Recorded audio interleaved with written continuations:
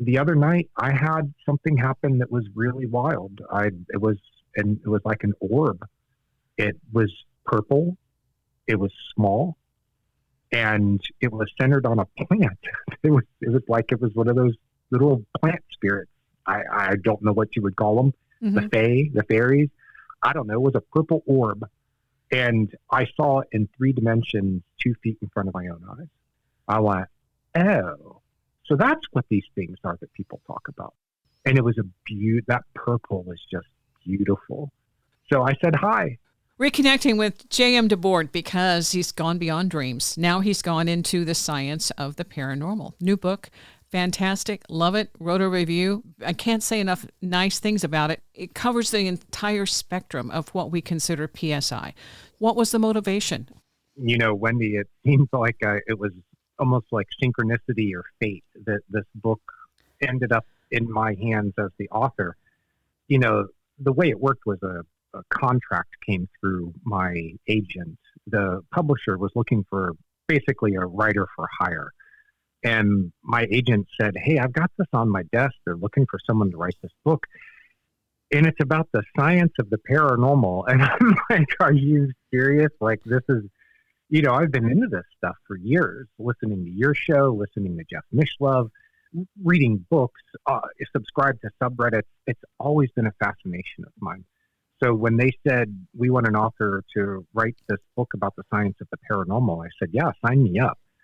But I also knew that it felt like synchronicity in the sense of something wanted this book to be written in the right way, not just to sort of gloss over things, to go into the sort of depth and to lead readers on a journey to show them that there really is a science of the paranormal, that there's been great research done over the past 150 years, that some of the names that were involved, especially in the early days, we have Nobel Prize winners, we have Harvard professors, and then later you had like the Pear Lab at Princeton Engineering, an anomalous research lab headed up by Robert Johns. This was the dean of engineering at Princeton who stepped up to the plate and said, if there is such a thing as, he was studying psychokinesis, but he also got involved in remote viewing and precognition. He said, if there is such a thing, I want to be able to prove it to my colleagues, my peers, other engineers and scientists. So he set up these really great experiments, gathered tons and tons of data. And in the end, what they came up with was what they thought was very highly suggestive evidence that there really is this mental effect that people have on their environments, whether it's through psychokinesis or precognition, picking up information from the future, telepathy, being able to communicate mind to mind. So I knew all of this, but I knew that most people out there didn't really know anything about it.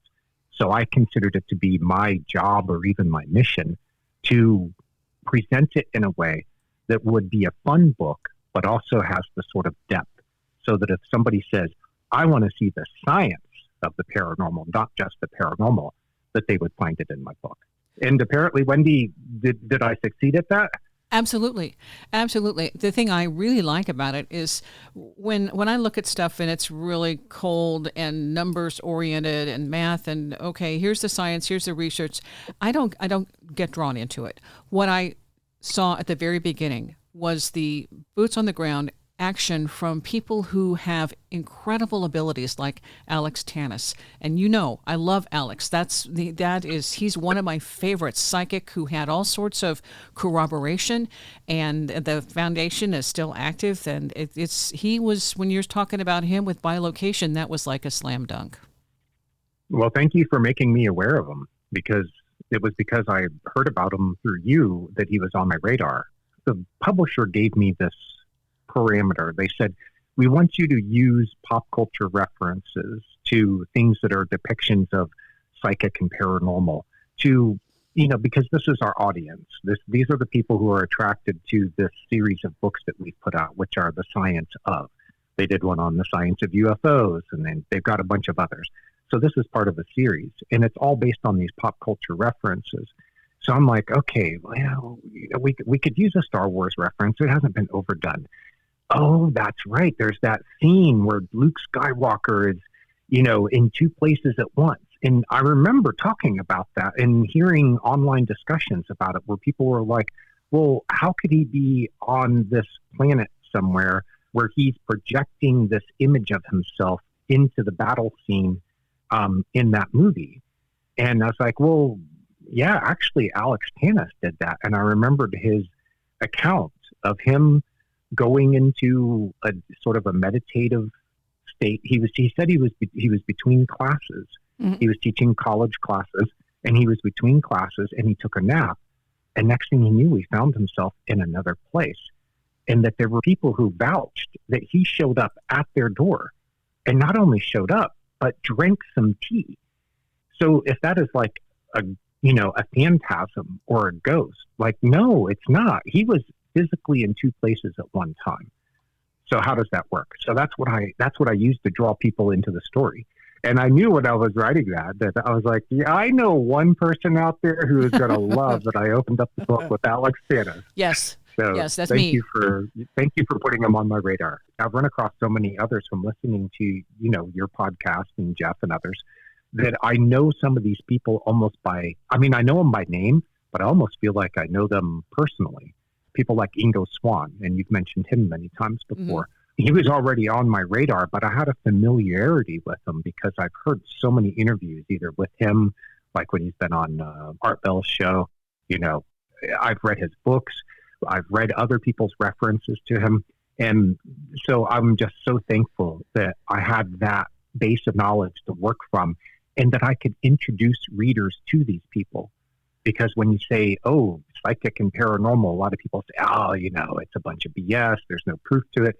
And I'm like, no, actually, these people have been tested in laboratories. They've participated in the research. They've made these great contributions, and they've demonstrated it over and over again that they can do it. So these names, these people, I wanted to make the readers familiar with them and kind of get to know them. It's like you said, if the book is all about dry numbers and facts and stuff like that, it's just, it's not that interesting. But when we get involved with people and their stories, I think that's what makes a book really compelling. So that's what I tried to do. Again, pulling in the pop culture, like starting with that in terms of Luke Skywalker and being able to bring that into this is how it works and this is how it might have worked. And there are other stories like that. I remember I wanted to talk with the son of the guy who did Walking Through Walls. And that's because he did the same thing. And what they would do, and there's some other stories of how they lock themselves into a room, don't bother me, that kind of thing, and I'm going to check out for a while or check in somewhere else. And so this is a way of seeing this is how it's done. This is what people do. And if they can do it, we can do it too. And that's what I like about this book is giving these kinds of characters some kind of a platform. Like when you went and you found John Chang, that's one of the standout videos, I think, on the internet when they did this little documentary and found a guy who is an incredible chi master and got the name, he's deceased now, but watching him work with the acupuncture, and finding out more about these kinds of people through your writing, it says this is real. This isn't fiction. This isn't some kind of fantasy. These are real people who do real extraordinary things. That was in the documentary, The Ring of Fire. And the people who were the documentarians worked for years to get him on camera to demonstrate the things that he could do. He was very shy about it. He wasn't looking for publicity. He wasn't looking for exposure. In fact, when he started getting exposure, it made him shy away. They never got him back on camera again because after the video footage got out of him doing, lighting the newspaper on fire, he was, this is for listeners, John took this. They called him John. His name is something else in his native. I think he was Malaysian. He crumpled up a piece of newspaper, and with multiple cameras running, he set it down on the ground, and he did his chi thing, like directing energy into the paper, and it caught fire. Now, there is an old sort of parlor magician's trick with that, where you can use a chemical reaction. You hide a little bottle of something up your sleeve, and you're actually pouring the chemical onto the paper, and that's what ignites that's what ignites it. There is a way of faking it. But what you can't fake is that the brothers who did the documentary went to him in the first place because one of them had a bad eye infection. And as John was working on him in this treatment room, you could see the man's body twitching involuntarily. And then you hear him say, yes, I was feeling this energy going through my body. It was making all of these involuntary reactions, and it fixed the eye infection. You know, you're a Westerner and you're in some country where you don't have access to normal Western healthcare. What do? So they went to a guy who was locally known for being able to do this kinds of energy healing. This kind of stuff isn't necessarily proof as far as Western science is concerned. You know, they want to see the replicability. They want to have it under these tightly controlled conditions. One of the things I found is that even when those demonstrations were done under controlled conditions that satisfy the requirements of science as a discipline, the mainstream science still didn't accept the results. So they set up this high bar for parapsychology, the study of the paranormal, of the psychic. And then when researchers actually met that bar, they still did not accept the results, at least not as far as a community, not as far as the mainstream science goes. Yeah. So I wanted to bring to put a combination of both those studies that did, you know, we're in a lab and we're going to build up the numbers and we're going to, you know, give you the data and we're going to run the analysis on it. And, you know, you've got that side of it, the published research side of it, but you also have the people who've experienced this for themselves. And I think that in the end that we have to sort of open up a little bit when we study phenomena of consciousness, because it's not always demonstrable or demonstrable in a laboratory. You know, you can't always get the kind of data that would hold up as far as published research in the journal Nature or something like that. But you can get evidence that would hold up in court. And so that was why I tried to combine the two together into the book and give, you know, accounts like John. It was fascinating. And the video's right there on YouTube. You can watch it for yourself. Is the guy faking it? Well, that's what, you know, the people who defend materialist science and who defend this position that there is no science to this, there's no proof, there's no evidence, it's all fakery whenever there is evidence presented to them, like the videos. What I read was they said, well, they didn't film from behind, so they didn't have all the angles down. So it is still possible that this guy was doing some kind of fakery. So therefore, this video is worthless as far as science is concerned. And Wendy, it really makes me think that maybe we don't need to wait anymore for the mainstream scientific community to give their stamp of approval to this stuff and say, yes, at least some of it has been demonstrated to be very likely to be a real phenomenon. We maybe need to start looking into this for ourselves a little more, or coming up with some kind of different standards. Because one of the points I make near the end of the book is that there are groups within the military and intelligence in the U.S. and in other countries that for at least the last 50 years have already stepped beyond where mainstream science is. And they're actually operational with this stuff now, such as precognition, telepathy, remote viewing. They are and have been doing this stuff at the highest level. Special forces, SRI, the Stanford Research Institute, the original work that came out from, you know, Hal Puthoff and Russell Targ with Ingo Swann and the other remote viewers, that they showed that these people really can do what they said that they did. Even though the numbers in the end were disputed by the scientific community when they published in places like Nature and IEEE, you know, prestigious journals, the mainstream community knocked that stuff down and created a huge roadblock to other scientists actually looking at this and going, oh, wow, there is something here. They really did do this. So the fact is that, you know, mainstream science has this big constipation as far as processing through all of this information and data, and then coming up with something and saying, yeah, actually, if you have your mind open and your eyes open, you can see that this really has been demonstrated to a level that would satisfy the requirements in almost any other field of science.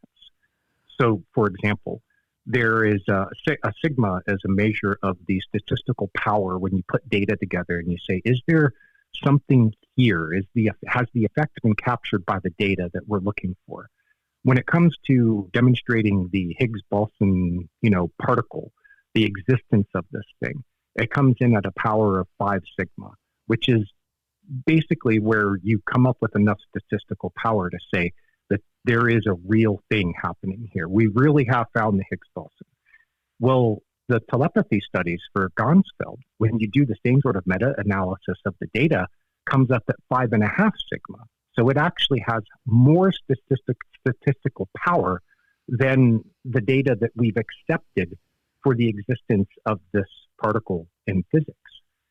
So you're going to tell me that you'll take less statistical evidence to accept this thing over here because it's coming out of a very, billions and billions of dollars that have been put into this field of studying physics, of particle physics. But over here, we've got this equally large accumulation of data and experiments, and you won't accept it, even though it has more statistical proof of the existence of, in this case, telepathy. So there is a hypocrisy to this. And I found that the people who are really putting this into an operational, they're using it. Like the group Skywatcher, they're using these, they call them psionics. They are people who have a natural psychic sensitivity. They're recruiting them into a program that originated out of a special forces operation group. These people deal in reality. If it didn't work, do you think after all these years that they'd still be trying? Yeah. So in a way, mainstream science is what's holding us back because they won't give their seal of approval. But an end run has been made around them by these other groups.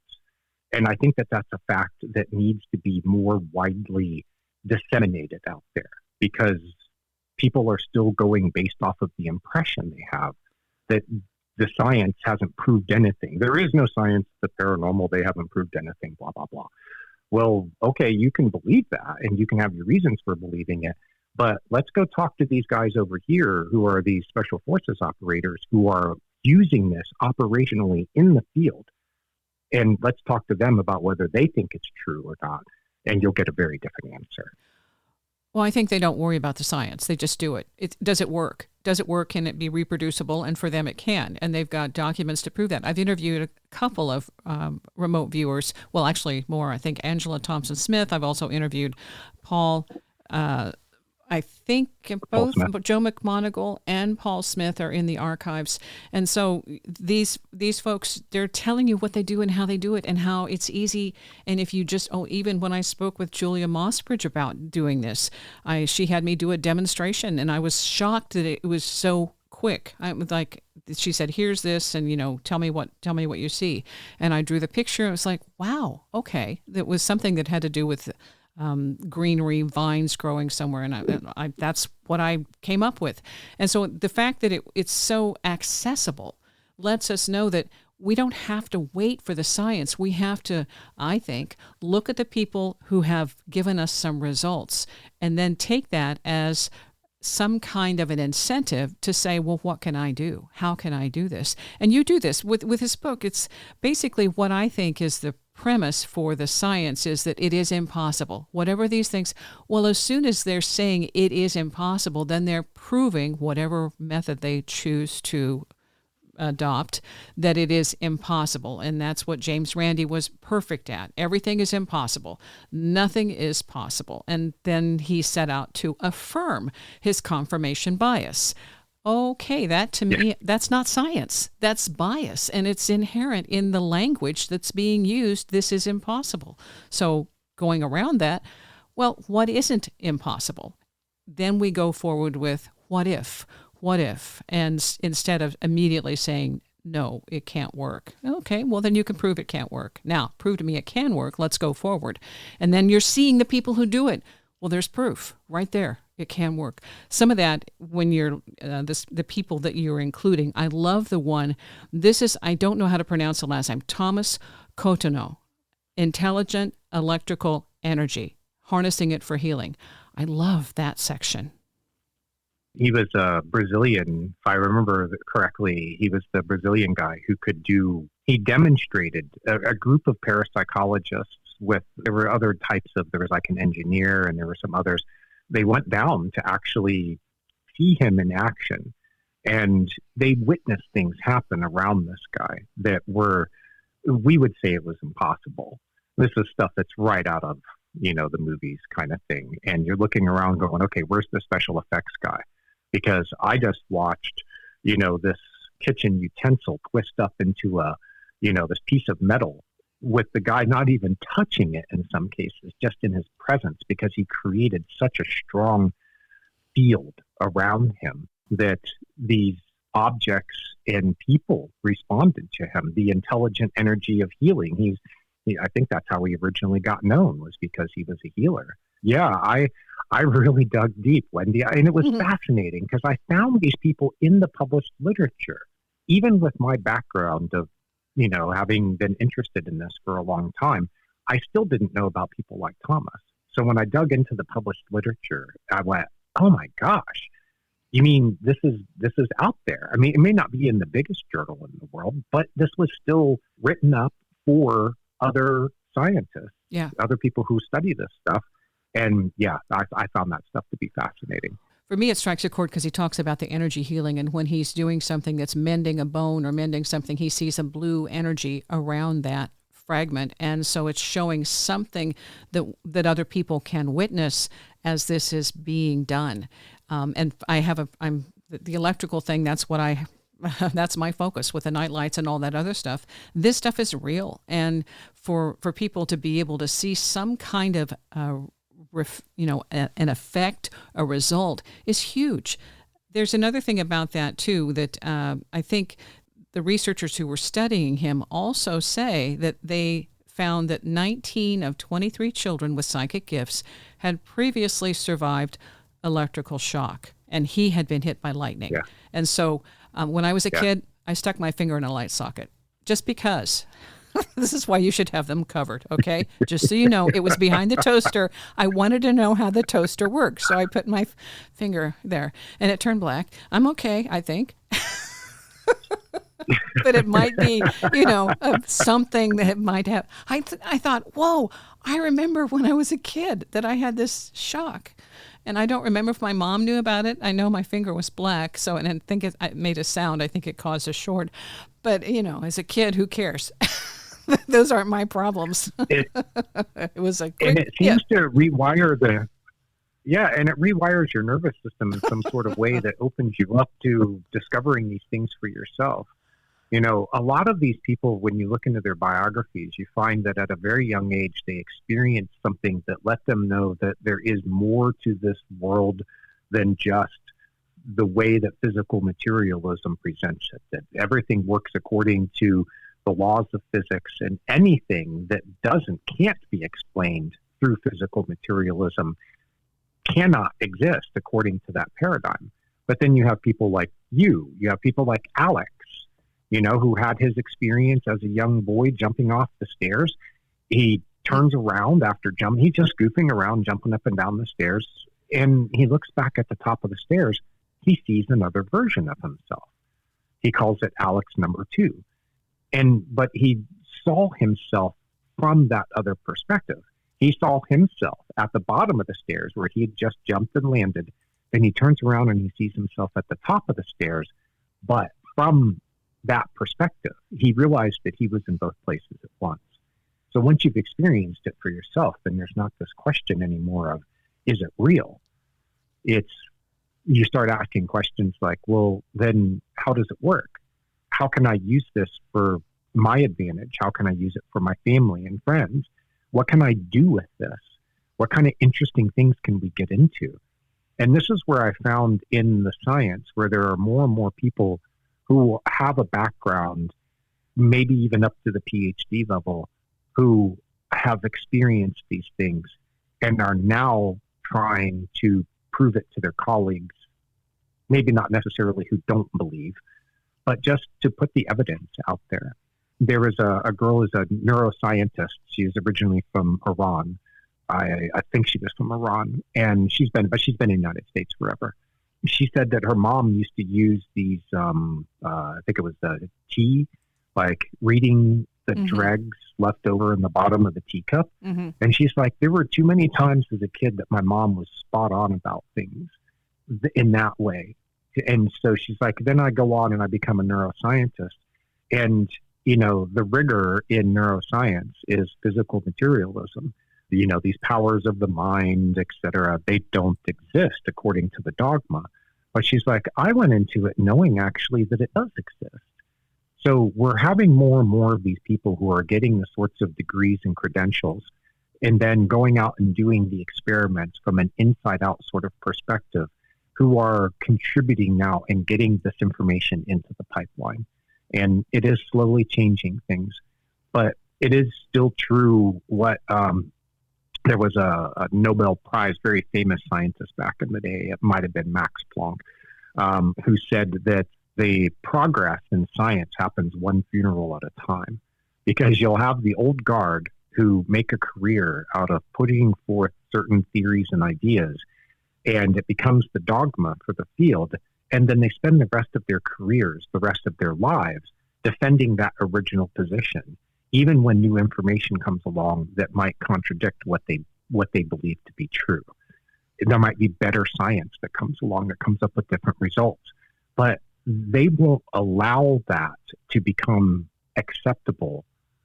And while it's like, over my cold dead body, well, all right, now and so the joke is that, science progresses one funeral at a time, because once these people are no longer here to influence the rest of their colleagues, you get the younger generations who've come up with a different idea about how this works and with a different idea about the science.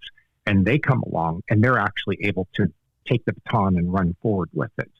But that's why science can be so slow sometimes to accept things that are contradictory to what's been established already.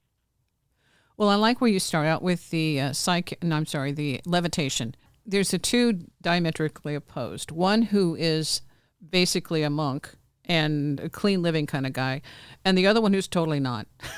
But they're both able to levitate, okay? So I like the diametrically opposed juxtaposition of this guy is a clean living kind of guy, and not only that, he would fast for 40 days. Okay, that's impressive, but kept himself extremely light, no baggage. And then the other guy who had pretty much every bag you could attach. Okay, so go into that. So you have people like Joseph of Cupertino. He was known as the Flying Friar, and he was an ascetic. He would fast for 40 days at a time, sometimes multiple times in a year. He did the self-flagellation. He was really into these very disciplined spiritual practices. He would spend hours in his little monk cell in prayer. He was also he was also a priest, so he could go and enact the rituals of the Catholic Church. And when I looked into this, I'd heard of him, but I didn't know that during his Inquisition trial, that all of this data was gathered about him, that people gave sworn depositions. The Pope himself said that he witnessed this man levitating. Now, yes, it happened 6 centuries ago, or however long ago it was. It was, back during the Dark Ages and witch burnings and, the Inquisition and all that, which almost got him. The Inquisition came after him too, because he was doing things that they said was of the devil. And ultimately, like when you read the trial records, they weren't trying to dispute that he actually levitated. They were trying to, at least his accusers were trying to say that this wasn't some power of God, that this was some power of, of evil. So you got those records, and there were, I think it was 150 different witnesses who were deposed for his Inquisition trial. And some of them were diplomats and scientists and other priests and, high church officials, cardinals, bishops, and even a pope, who said that they witnessed it happen personally with their own eyes. Not that they were told about it by someone else, but they were there when it happened. Then on the other end of the spectrum, you have the PK man, who was one of the most, Ted Owens was one of the most outrageous characters in all of the literature, because he started off as, he knew that he could do these things. He had a very violent father, and eventually his grandfather ended up raising him. His great-grandmother was a psychic reader. His grandfather was a dowser. And he grew up in this rural area, I think in Texas, where, in the 1920s, 1930s, there isn't much else to do. So, he's practicing these things with his mind. He became adept at being able to memorize entire magazines. He could read a magazine and then tell you word for word what it says. And he could do it all from memory. The IQ test qualified him for Mensa, which means the man was a certified genius before he ever even came on the scene as this man who could demonstrate psychokinesis. So he ends up at the Duke lab, the parapsychology lab at Duke University, which was run by J.B. Ryan and his wife, Louisa. Both of them PhD botanists out of, or I don't know if they were botanists, but I know they were both PhDs from the University of Chicago. So very academically rigorous school, very much into trying to prove that these things actually could happen, such as influencing dice rolls. Ted Owens ended up there. You won't see the engineer that slams the Nissan Rogue's door 13,920 times, or the corrosive chamber that simulates 15 years of life in 5 months, or the Rogue heat-baked for over 300 combined hours. What you will see is a vehicle that can take punch after punch and keep rolling. Nissan, #1 in new vehicle quality among mainstream brands by J.D. Power. We put it through the worst, so you get its best. For J.D. Power 2025 U.S. Initial Quality Study Award information, visit jdpower.com/awards. Awards based on 2025 model year. Newer models may be shown. He shows up at the door one day, and he's like, I hear that you're looking for the test psychics. He ends up becoming a clerk with the lab. He ends up working there for a while, and then going off and doing, branching off and doing his own thing.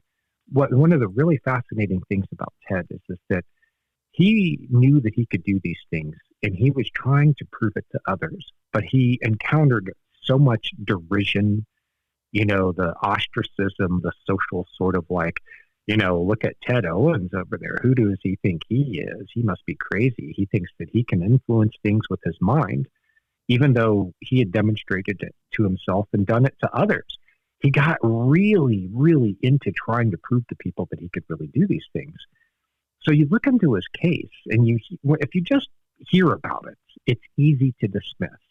But then you start looking into the people who said that they were part of what happened. They either witnessed it or were kind of on the receiving end of sometimes when he would get mad about things, and he got mad at the National Tattler. It was like this rag tabloid, kind of like the National Enquirer. I think they called it the Tattler. He got mad at them about a way that they something that they wrote about him or didn't write about him, but he was mad at him. And he's like, I'm going to send a hurricane to your offices in Miami, Florida, and you just watch. I'm going to get you guys. And they're all laughing. And the next thing you know, there's this Category 5 hurricane that comes blowing in out of the Caribbean. And they're like, wait a minute, how did how did this happen? And there's Ted going, I told you so. So one of the reporters calls him up and says, Ted, if this city gets hit by that hurricane, this is going to be catastrophic. You might have a beef with us about what we wrote about you or what we didn't write about you. But do all these other people have to pay for it? Because, this isn't right. And he said, okay, I agree with you. And he gets off the phone, and next thing you know, that hurricane is going in another direction. Of course, it went and clobbered the Dominican Republic after that. And, those poor people paid the price for it. But yeah, Ted was, he was a heavy drinker. He liked to watch football. He said he could even influence games by getting guys to fumble, that he could focus on a team if he didn't like the team. And Wendy, this was one of the really interesting, fascinating things I found as I was researching it. There was a letter from the owner of one of the football teams that Ted had a beef with, and was publicly saying, he was writing to all these sports journalists and stuff like that, saying, I'm Ted Owens and I can make this team lose by using the power of my mind. And I'm going to show you, because this Sunday they're going to lose and it's going to look bad. And it would happen exactly the way that he predicted. And there's actually a letter from the president of one of the football teams to Ted, basically trying to make amends. Like, Ted, we recognize, we hope that you'll accept this Chicago Bears jersey as our token of appreciation and affection for you. And please don't screw with our team anymore. So there were apparently people who were on the receiving end who witnessed these things and found it was better to keep Ted on your side rather than against you. Yes, absolutely. There's a plain story with a lightning strike that's even more interesting. That's the thing about this, though. You go through and you do try to corroborate whatever you can with the science and the background on that. But the people that you've included, the stories, I think, speak for themselves, because this gives us some kind of an indication that these abilities are throughout the population. You don't have to be somebody educated or somebody indigenous to be able to do this kind of event. It's part of who we are as humans. No, I think it's wired into the nervous system. I think this is a capacity that the nervous system has. And the people who are demonstrating it now are sort of ahead of the curve, and that this is gradually working its way back into the curve. If you think of the bell curve, the average person right now can do these things like remote viewing. They can get results that would be affirmative enough that they would at least prove it for themselves. If they could be tested over and over again, maybe they could accumulate the kind of data that a scientist would look at and say, actually, there is good statistical evidence here that whatever this person is claiming to do with this power of the mind, they are actually doing. But there are people who are ahead of the curve in this sense. And there was a guy named, I'm going to mispronounce his name, Itzhak Bentov. He wrote a book called Stalking the Wild Pendulum. His thing was about awakening the Kundalini energy in the nervous system. And he said that people who are able to do these things are ahead of the curve, but that the evolution of humanity is bringing us all in this direction, where these things will become accepted. But as I got into it and I found that there was plenty of evidence for the existence of these things, but that the scientific community in general was very dead set against it, vehemently sometimes. I mean, people's careers have ended for suggesting that there might be some validity to this. If you just look at what they did to Brian Josephson and Rupert Sheldrake, they have endured decades of schoolyard taunting and derision from their colleagues. And Wendy, it made me think that maybe there is a sort of agenda at work here to try to keep this from becoming mainstream acceptable. Whoever they are, something out there knows that these abilities are built into the nervous system, that anybody can do it. Some people are born with that capacity already burning bright in them, and some people have to develop it with practice. But it's real. And there seems to be an agenda to try to hide that fact from the public. You included Michael Persinger, where he goes into there are no secrets, which is also what Ingo Swann suggests.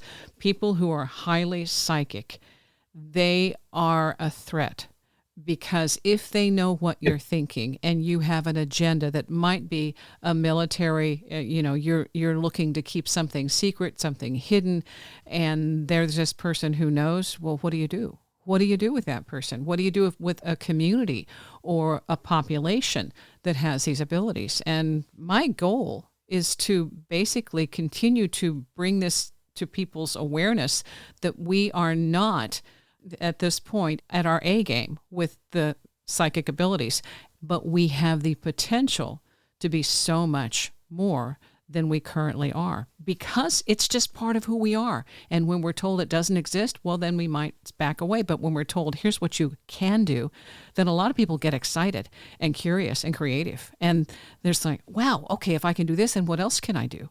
And that's it. What you are helping with is basically highlighting what the skeptics are overlooking, that real people are quietly doing the impossible. Imagine that. Yes.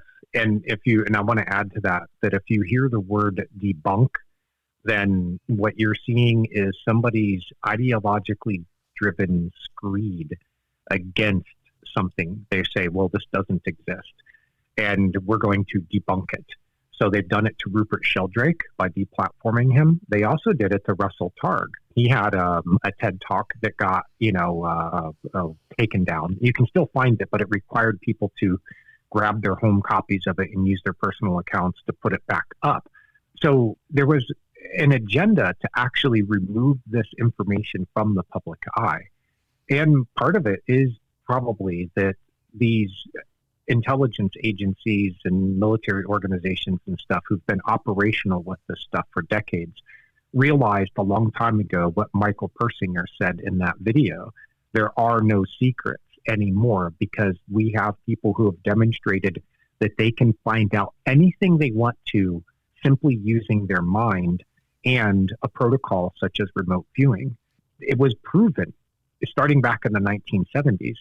I didn't use this in the book because it's kind of an apocryphal story. It wasn't written up in a journal, so it's hard to sometimes present some of these really wild claims.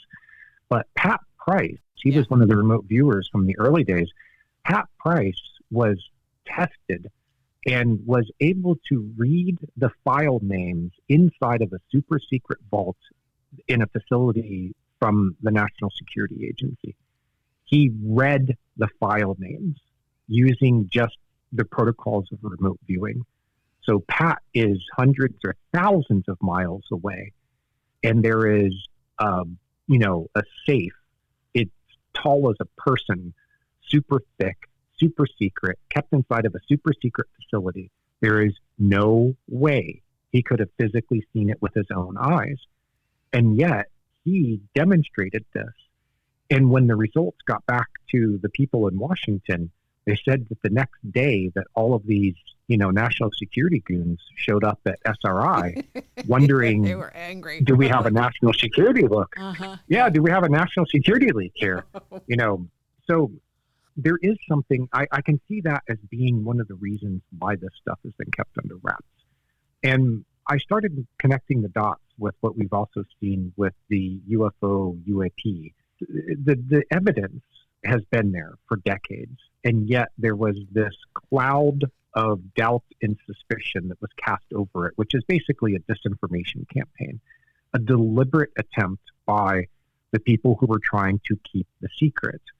And whether that secret is that, we really are being visited by some kind of civilization, intelligence on, from out there somewhere that has technology that's way beyond ours, or it's that this is our own technology that's being witnessed and seen, that there's some group or groups that super deep into the black budget world, the black world of military ops and intelligence agencies and stuff like that, who are trying to keep the lid on the fact that they've actually developed technology that can fly around the sky like a flying saucer. Considering the pilots and the people who have the tech background saying, not in this lifetime are we capable of doing what I've seen them do in the sky. I mean, that I love, I love that part when you actually get somebody who has the authority and possibly the clearance to have seen some of the current capabilities of our military and others, and then saying, look, guys, this is really incredible, and that's what they're coming out saying right now, that I've never seen anything that has the capability of what we have witnessed. And they're finally saying, because so many people are saying it worldwide, this is global, this isn't just our UFO UAP project, this is something that's been going on for decades, and finally saying, we can't keep it secret anymore, because too many people are coming forward saying we see it and it is a military threat. That's the big one. And the same sort of cloud.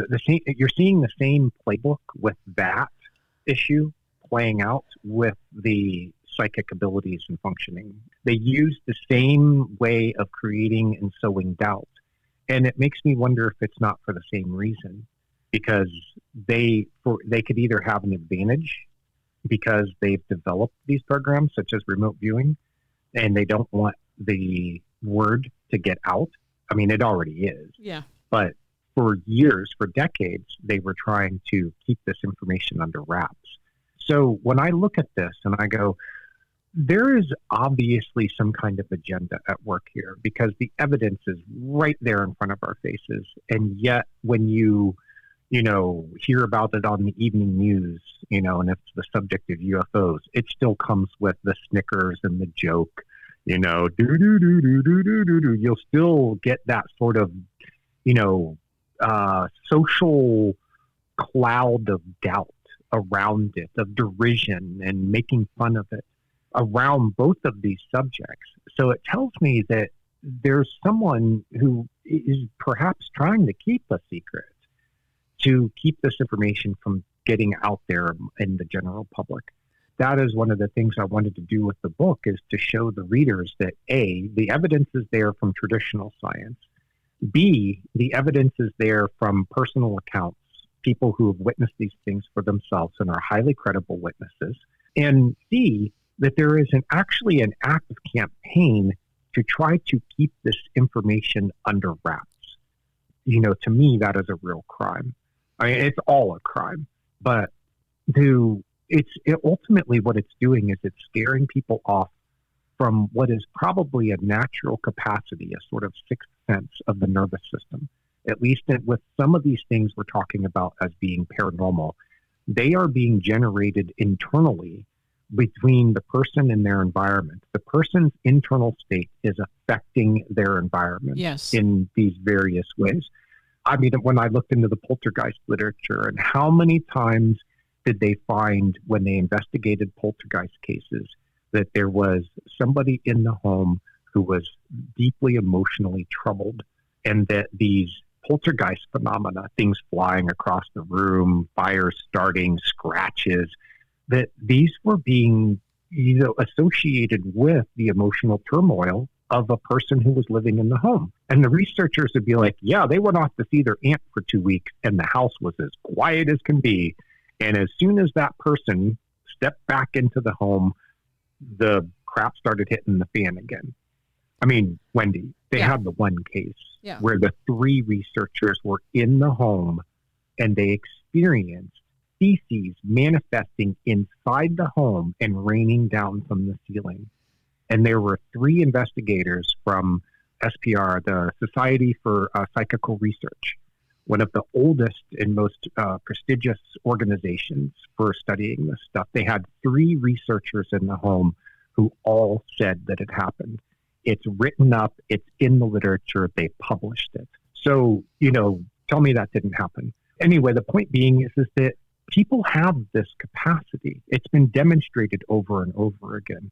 And it seems like that we're being scared away from it. But on the one hand, there's a fascination with it, because we see all these depictions of it in movies and television and stuff. And you might see a show where they have a psychic detective or something, and you're like, wow, that sounds really interesting. I wonder if I could do that. And just the average viewer, it kind of lights a little bit of an interest in them. But then they get out into the information they're getting from other sources, where they say, well, people who believe they can do these kinds of things are crazy and they should be locked up or on medicine or whatever. And you're like, oh, yeah, do I want to be associated with that? Is that how I want people to think of me? Do I want to put myself in that kind of danger by putting myself out there because I can do these things too, or I might be interested in developing the abilities? And that scares people away from doing it. Yeah. And that's where I think the real crime is being committed, because this is our birthright. This is something that's built into all of us. And we need to claim that birthright, but we're being scared away.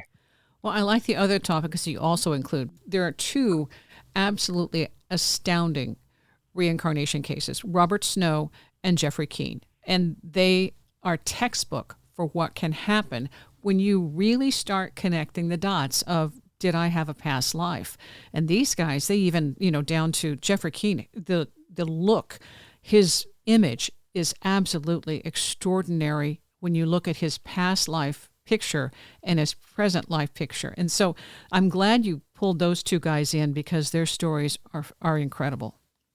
Well, I know Jeff personally, and because he's a contributor at the Reincarnation and Past Lives subreddits, where I've been a moderator there for years. And when I ran across his account, so for the listeners, this is in a nutshell. Jeffrey Keene was a firefighter in Connecticut. He worked his way up to assistant fire chief, very good at his job, was on a sort of a vacation sort of thing where he was with his wife, and he decided he wanted to visit the Civil War battlefield at Antietam. Now, a lot of people, tens of thousands of soldiers died there in a massive Civil War battle. He said that he got down, they call it the Sunken Road. It was the place that it's a road now, but it was the trenches that they had built for the Confederate soldier. He said that when he walked past this certain place, that he felt this just sort of overwhelming power of just overwhelming grief and emotion just filled him. It knocked the breath out of him, knocked him to his knees. He's like, what in the world just happened? Well, he started investigating what had happened on the battlefield. He ran across this general named John B. Gordon, and Gordon looks a lot like Jeffrey. I mean, you see the pictures, and there's one in the book where you see them side by side. Like, yeah, they could be identical twins. They even have the same, Jeff has a birthmark on his face where Gordon took a bullet through his jaw. And it turned out that it happened on that spot or close to the spot where Jeff was walking, unsuspecting, had no idea, just a tourist on a Civil War battlefield. He said that that was the spot where Gordon had been shot and really, by all rights, should have died. But he came back. So Jeff did all of this research, and he went from being somebody who had no idea about past lives. I mean, everybody's heard of reincarnation, but Jeff was not raised in that environment. He wasn't raised to believe these things. He didn't believe it, but he had the experience that convinced him. And that was the same thing that happened to Bob Snow. Detective Bob Snow was a homicide investigator in Indianapolis. He eventually was the head of, he was the police captain, the homicide police captain. He ran the homicide division. He, and I tell the story in the book, there was a police psychologist who asked him at a social occasion, hey, have you ever heard of past life regression? And Bob, being, the staunch materialist, big time skeptic that he was, kind of made fun of her or the whole idea of it. Oh yeah, past life regression, that's all a bunch of crap, people making themselves believe things that aren't true. And by the way, I could never be hypnotized because I'm too good for that. I'm Bob Snow, I'm a homicide investigator. Yeah. You're not pulling one over on me. So the police psychologist says, well, why don't you find out for yourself? I mean, you're a detective and you want to find out the truth, right? And so she eventually wrangled him into having a past life regression session where he came up with, and I'm going to pull the number off the top of my head, I believe it was 28 different things about the past life that he saw during hypnosis of this artist. And he came up with all of this information about this artist that he didn't know the guy's name. He just was like, wait, that's me. I'm seeing from the perspective of this man through his eyes and experiencing his life and this man's marriage and his feelings about having to paint portraits, which he hated doing, but he needed the money. He saw facts about, the way that his wife died. He's about where he was when he died. Bob then used his detective skills. He said, if I can disprove any of this, then I've just debunked the whole thing. So he went off and tried to do it. And the more he looked into it, the more that he was actually going the other direction. His skills as a homicide investigator actually confirmed the information that he got through his past life regression hypnosis session, to a point where it was this dramatic thing where he found the picture that he painted as Carol Beckwith. This was the artist that he was way back in the day. He found the picture that he saw under hypnosis. He saw himself painting this picture of a hunchback woman. And then he found it in an obscure art gallery while he was on vacation with his wife for their anniversary when they were out of town in New Orleans. And he found the very picture that he painted. And that was the moment when he realized it's all true. So when you put that together with the science that's been done by others, such as at the Division of Perceptual Studies at the University of Virginia, you had Ian Stevenson and Jim Tucker. They're the big names, but then there's others out there who've been doing this research too, of trying to verify supposed reincarnation cases. And I couldn't believe when I found out that there were 2,700 cases in their files, that they flew all over the world when they would hear about these cases where, well, we've got this child in Pakistan who has a big birthmark across their head, and they said they were murdered by somebody who, chopped them up with an axe, and that they can identify, like 3-year-old, 4-year-old child who's talking about this past life and has the physical birthmarks to go with the memories, and then they go and they verify it. When you look at how they did that and they set it up under as rigorous as you can be with this kind of stuff is scientifically, and you put that together with the stories from people like Jeff and Bob Snow, I think that it makes a very compelling case.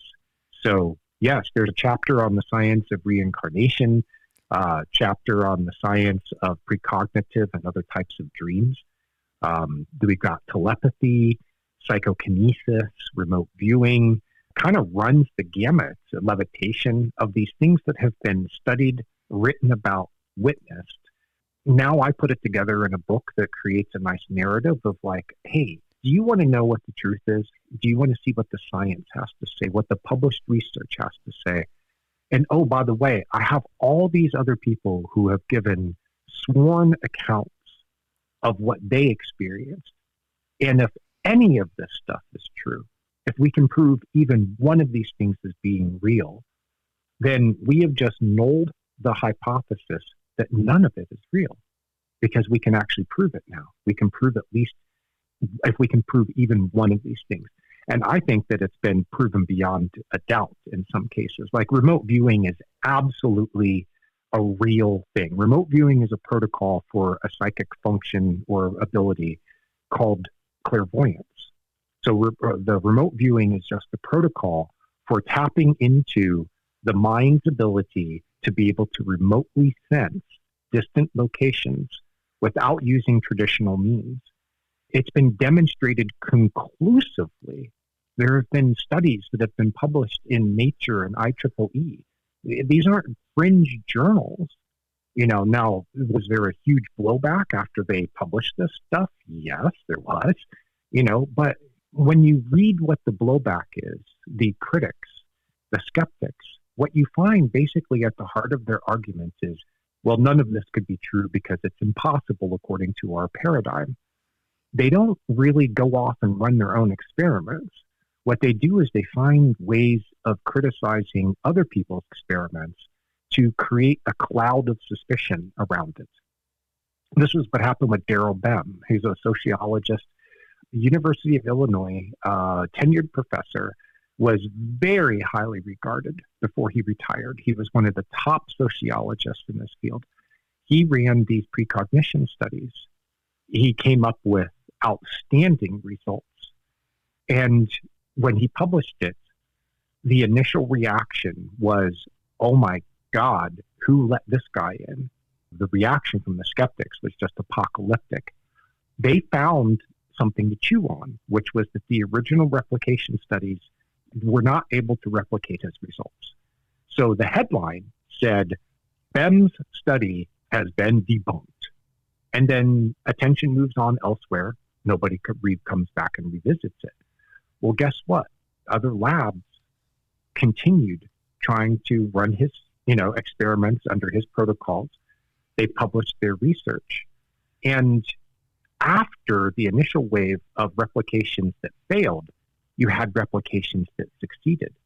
But Wendy, did you hear about the headlines? Did you see that on the evening news? Heck no. Did you see the skeptics coming back and saying, the skeptics didn't revisit it. They said, well, we proved our point. And it's like, well, no, actually you didn't. What you did is you jumped on something that it's like your own confirmation bias. You're doing the very things that you accuse the parapsychologists of doing. You accuse them of having a confirmation bias. Well, they believe this stuff to be true, and they'll do anything to make us, to pull the wool over our eyes.